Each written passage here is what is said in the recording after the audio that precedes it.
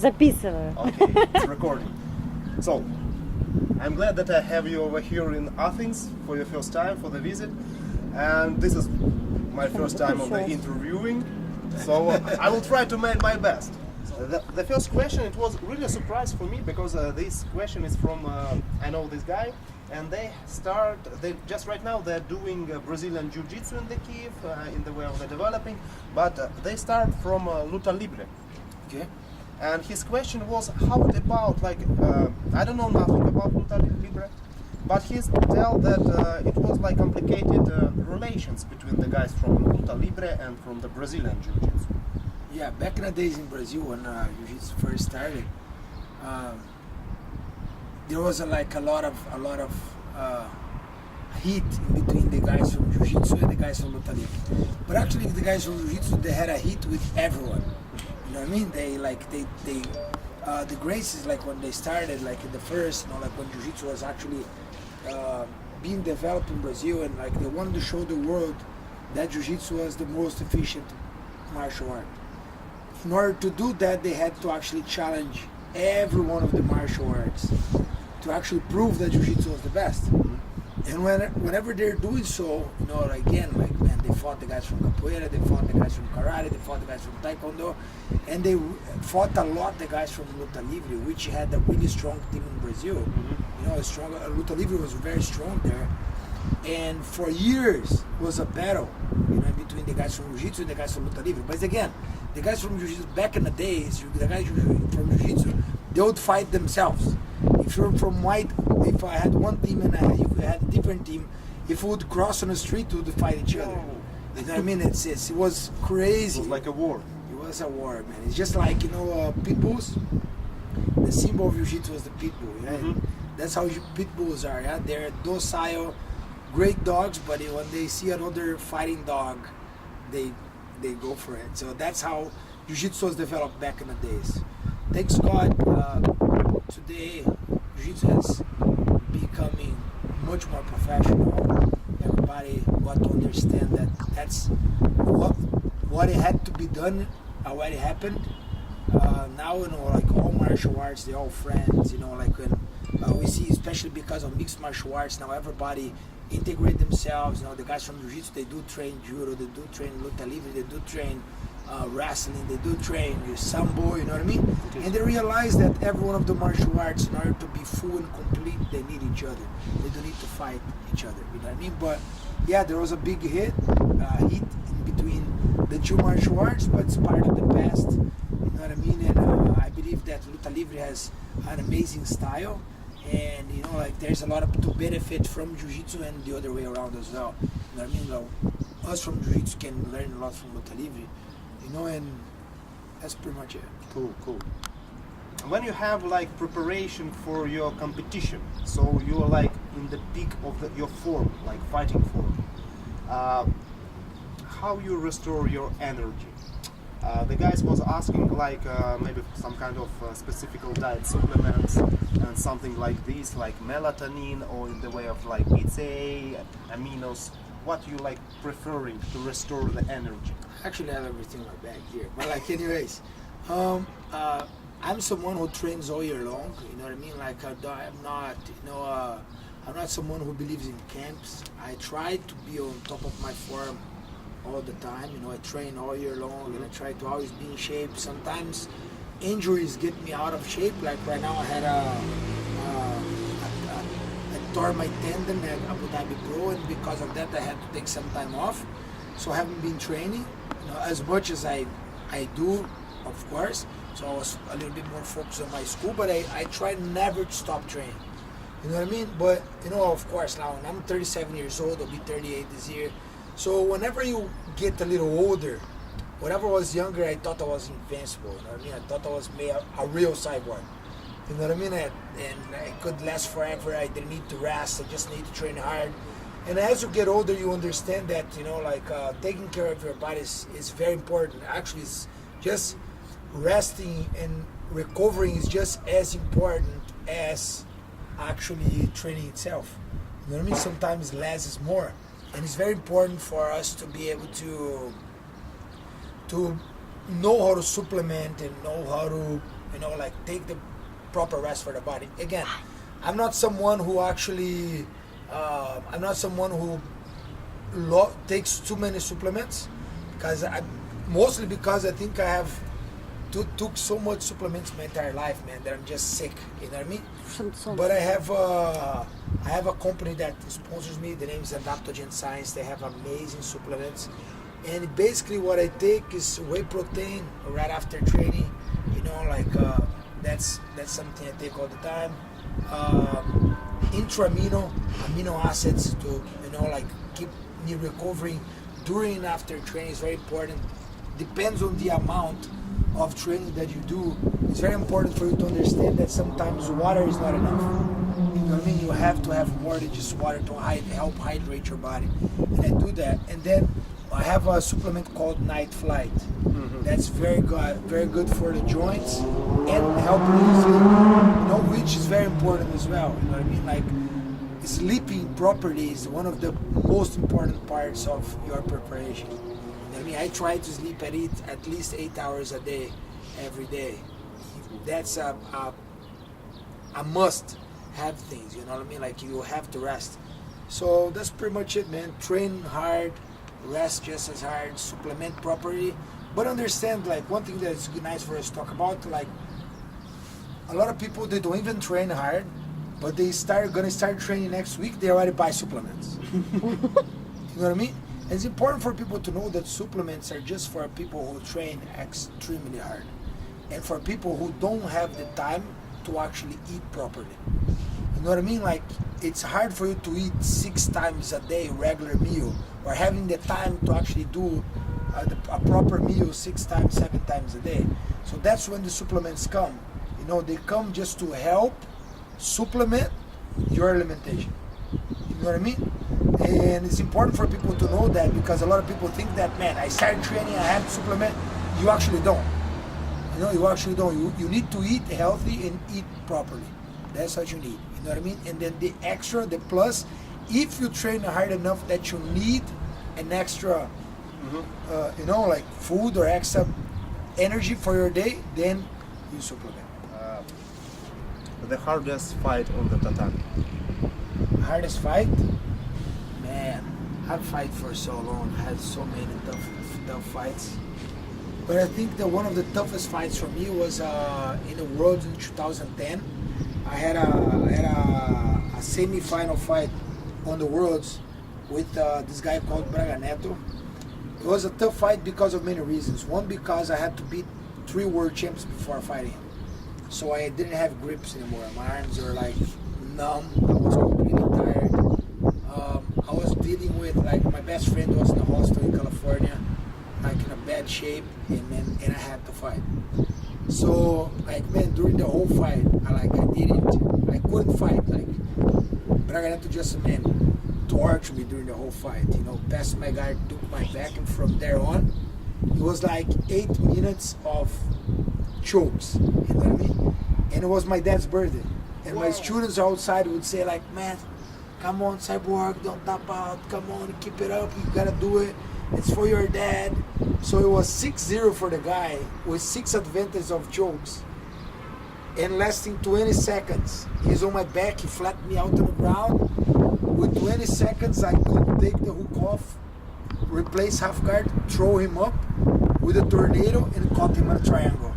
And I submit him lasting like 5 seconds. And, like, for me, it was like a very, very, very important fight, because any other people would have tapped before, just because I had nothing to fight back. I was tired, I didn't have grips, I didn't have anything, but I had the will of, doesn't matter the situation, always go out there and give it your best, you know? A fight only ends when it ends, not before that. You know what I mean? And after that time, like, again, not only that time, but many fights I've done the same. I have, like, crazy fights that I've done it before. At one time, the guy broke my arm on the arm bar. I got out and choked him with the other arm. I mean, I have a bunch of fights, but this fight was very special because of my dad's birthday, the occasion. Actually, when I finished that fight, my best friend actually died at the same time. So whenever I finished the fight, Dennis came and told me that, you know, like, one of my good friends died at the moment that I was fighting, and again, like, it was very emotionally, it was just a lot of things going on at the same time. You know what I mean? But that's a fight I remember forever. Now, the best moment. Maybe you still not have it, but maybe you have like the best moment of your life. The best moment for me is when I won the ADCC in the absolute, because it was something that I always, I wanted so much. Not because of the fight itself, but because of the overcoming situation. In that like, you always dream about something. And I have like a bunch of world titles and all that, but the ADCC absolute has a special meaning. That's the cherry of the cake. That's as high as someone possibly can achieve in jiu-jitsu, And I was always told my whole life that it would be too hard for me to accomplish that. You know what I mean? I always heard it. I went to Peking by myself. I had no teammates. I had nobody there with me. I went there on my own. I stood there on my own, man. Fought against the best in the world. I gave my 1000%.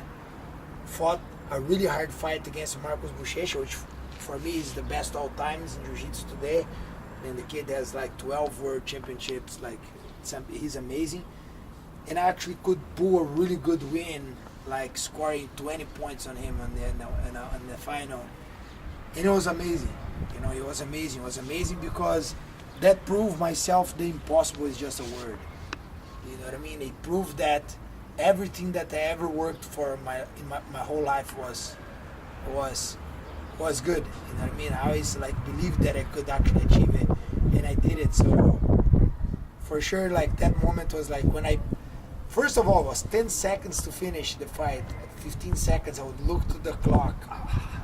And I would look to Buchecha, I was like, I don't know, I'm going to have a heart attack before this happens. A thunder is going to strike my head. I can't believe this is happening. Am I just like, whenever I won, actually, I cried for 2 days.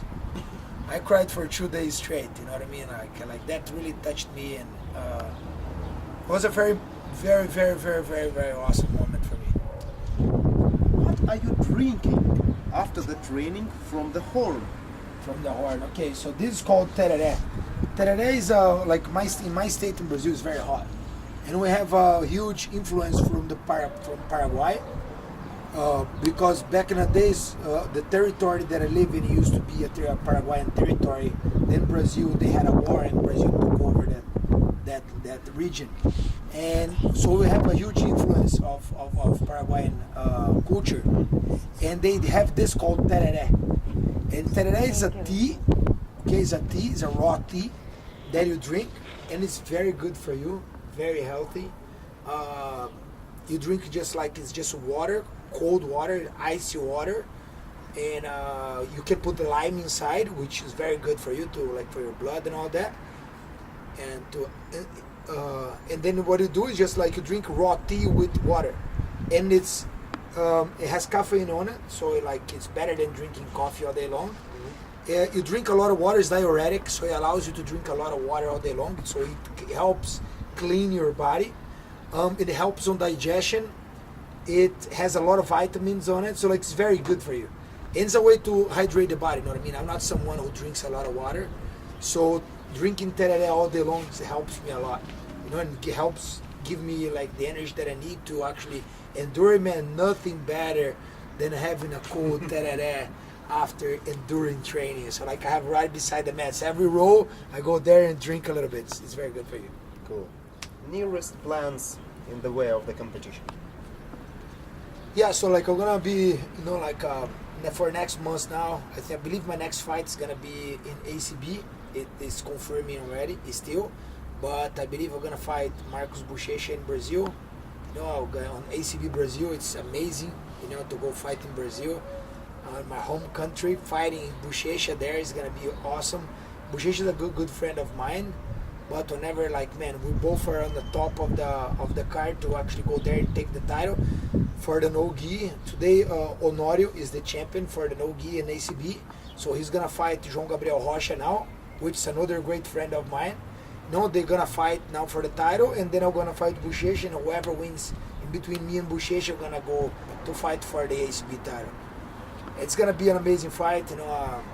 We have fought countless times. But you know, I really hope to bring that title to Miami to fight sports, and you know what I mean, and actually fight for the ACB title and have that belt. Cool. Right here, my man. Favorite color? Favorite color? Red and black. Favorite song? Favorite song? Now you got me. I don't know. I have a favorite band. Does it count? Yeah. Okay, I love Uhapa. It's like it's a Brazilian band, and I love Uhapa. Uhapa, Nachi Roots. Man, it's another band that I love already. There's this samba band that's called Atitude 67. That's from great friends of mine too, that are super cool. You know, like man, good friends of mine. And I love it. I love country music. I mean, Yeah. I love music, man. I live my life listening to music all day long, and I could list 300 of those. I believe that, you know, like I love things that makes your soul happy. You know what I mean?